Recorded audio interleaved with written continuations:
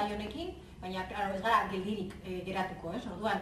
Bai Bilbo, Güeñes, Zalla, Gordesola eta Balmasedako EH Bilduko kideok alegazioak sartu ditugu Angosto A zundaketa lizentzia honen aurrean, hain zuzen ere Espainiako Ministeritzaren aurrean planteatu dugu alegazioa, eta, bueno, guk planteatzen duguna da zundaketa horien ondorioz sortu daitezkeen areak, ordunteko urtegia hornitzen duten Kadagua eta ordunte ibaietako lurrazpiko akuiferotara helduko direla.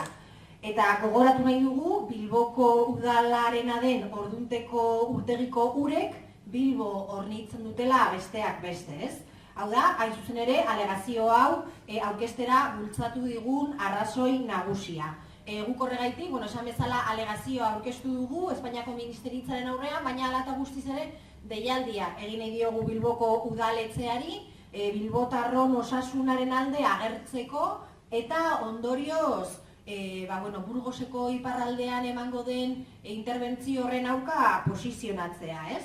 Eskatuko diogu jarrera aktibo bat izan dezala gai honekiko uraren kalitatea bermatu ahal izateko. Eta bestalde batetik baita ere, deia luzatu nahi diogu gizarteari eta batez ere elkarte ekologistei eta auzo elkartei uraren kalitatea mantentzeko kalera atera daitezen eta mobilizazioak ere planteatu ditzaztela.